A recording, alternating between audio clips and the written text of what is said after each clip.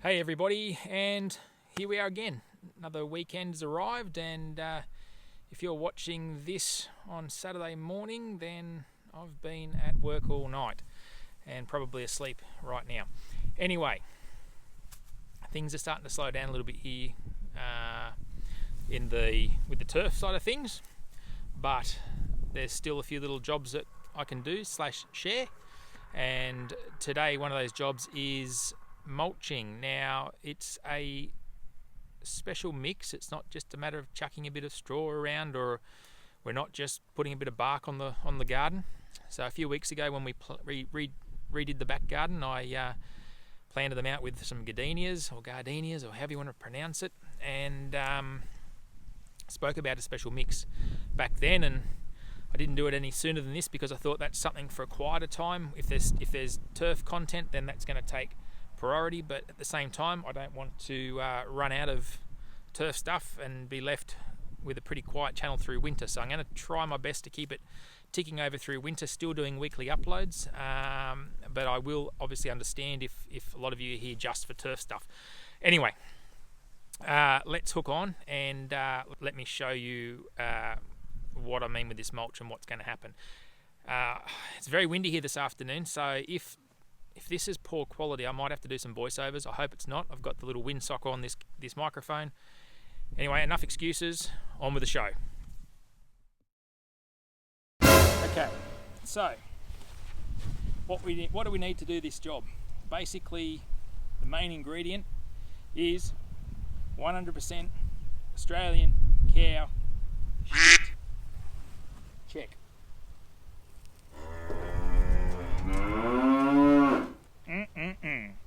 Smell that success. Okay, so that's part one of the ingredient, and that's our main ingredient here. Secondly, we need some sulphate of potash. Here we go there. Ingredient number 2. Ingredient number 3 is some Dolomite lime. So that's just going to sweeten this mix up just a little bit, help make a lot of the nutrients a little more available.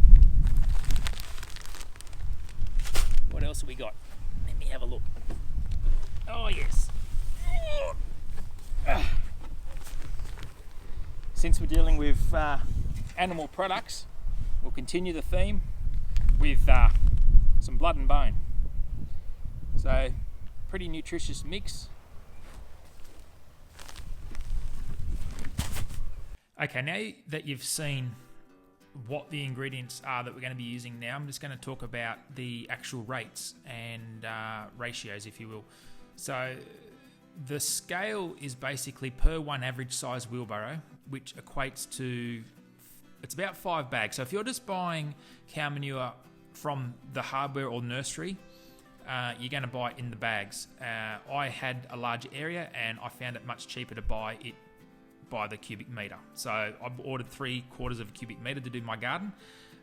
So when it comes to mixing up the recipe, what I've done and what you can see here as I'm doing it now, I half fill the barrow, then I add half the ingredients, then I fully fill the barrow and add the remaining ingredients. So the ratio is 3 cups of Dolomite per wheelbarrow, 1 cup of blood and bone per wheelbarrow, and 1 cup of sulphate of potash per wheelbarrow. And then as you can see, mix it right through, and that's when you spread it out. And you're going to spread it out to about 5 to 10 centimeters around the plants, but not right up to the trunk, but again, sort of close to around the sort of drip line. As I said, we're adding this as a mulch / soil conditioning sort of system, and then later on, if you wish to, you can cover this over on top of that with some sugarcane mulch or tea tree mulch or whatever that you like to use, although I do sort of advise against the barks and the pine mulches and things because they can deplete the soil of nutrients. Okay, so there's 2 types of manure. You've got your cold manures and your hot manures. So an example of those, so hot manure includes horse and chicken poo, and a cold manure is going to include things like cattle and sheep, so your cow manure and your sheep manure. Look, either way, it's best not to include any of these as a fresh manure on the garden. So for example of that, a cold manure, you're going to end up with having weed species germinate into your garden, which is not ideal. That's not what we want or what we need. And with those hot manures, they're just so rich in those nutrients that they can actually burn the plants. Now look, cow manure does actually tend to have quite a low nutrient analysis, and that's simply because it simply come from an animal that has pretty much lived on a grass-fed diet. So what it does, however, though, is it adds a great deal of body to the soil. So as it breaks down, it adds valuable humus to that soil, and it helps to store nutrients and water. Sulphate of potash. It's a wonderful fertilizer to apply to the garden before and during winter. So now is a great time. Okay, so for example, you've got the oranges forming on the tree. Chuck a bit of that sulphate of potash around the drip line. So the drip line is the area that when it rains and the leaves direct the water down, it drips around that ring, I guess, around the tree. That's basically what we're going to call the drip line. So you sprinkle that around the drip line because that's where most of your feeder roots are going to be, because that's where the water's going to be. Look, sulphate of potash, it promotes growth, but not the sort of normal growth that you might expect. So it promotes growth such as hardening and thickening and strengthening of the plant cell walls. And this in turn, look, it's going to help to protect plants through the colder winter months. So come springtime, potash will then help your plants just simply burst into life. So they're going to pop out of that winter dormancy with great vigour, and you're going to get some amazing blooms on your flowers. So things like roses and stuff like that, really going to kick those buggers on. It's worth noting though, if you're going to use this stuff on turf, you're going to get much better results applying a soluble type, so a liquid version, or something that can be diluted in water type of potash, and simply because it actually makes the potassium available more easily to the grass plant. So the granular stuff is great. If you're happy just to apply a granular potash product to your lawn, it's going to be more of a long-term thing. It's going to make it available over time, not so much instantaneously. So if you're good with that, yeah, roll with a granule. However, if you're looking to an instant hit, if you've got a potassium deficiency that you need to correct, just go straight for your granule, your soluble or your liquid sort of stuff, and keep the slow release granules for just general maintenance as opposed to actually trying to correct a deficiency. Okay, blood and bone. Look, blood and bone fertilizer, guys, look, it's been around as a gardener's secret for absolutely decades now. So what is it? Okay, it's a granular-based organic fertilizer. Now, it's made from, yeah, you guessed it, made from blood and bone. So it's an animal byproduct. Okay, it's not people, it's animals. Look, you can apply blood and bone. It's a bit of a tongue twister, that one. Blood and bone. I can't say it now. Blood and bone can be applied all year round, and it's perfect for this autumn use. I know we're getting probably now closer into sort of winter, but look, it'll still be okay in this, what we're doing with it now, making this mulch. Look, it can be used as soil conditioner. Like I said, that's what we're doing with it now. So look, blood and bone is great for the home garden veggie patch and the flowers, but look, don't use it on Australian natives because it's just not suitable for that. So, yep, quite simply, great little secret product.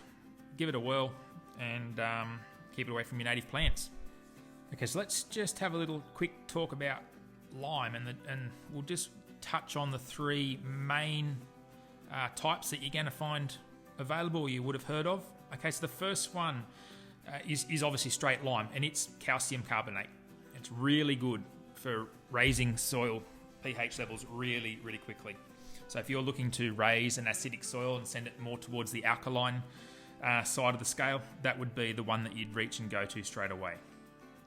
The next one we've got is Dolomite, and that's what we're using here. Okay, so it contains, calcium carbonate, but adds magnesium carbonate. Now this acts really slowly. So this is great for trees like apples and pears and other things. So it's going to be great for sweetening up the soil a little bit, and it will help to make nutrients that are there in the soil or what we're adding to the soil just that little bit more available. And that's why we're using it in this mulch today. Lastly, or finally, we've got good old gypsum, okay, and that's calcium sulphate. It's known as a clay breaker, and that's simply because it's really good at doing exactly that. It's got no effect whatsoever on pH levels, and it's really good for adding the calcium to the ground. Okay, so it was actually about a month ago that I did the other side of the stairway, and what you can see here now is you can see these plants are just less yellow looking. Everything's generally the same sort of colour, etc. They're taking in the nutrients quite well, and it's generally been a successful trial. Now, we head over to the bit that I did today, and you can start to see we've got some yellowing of the new growth. And you look around, and when you actually look at them in real life, you'll notice that the plants are just a little bit thinner, I guess, just haven't really kicked on. You see here, there is some deficiencies. You've got the greener veins in the leaves and the yellowing, and that's going to indicate a bit of magnesium deficiency, etc. So this is going to correct that, as you saw in the first side of the garden there.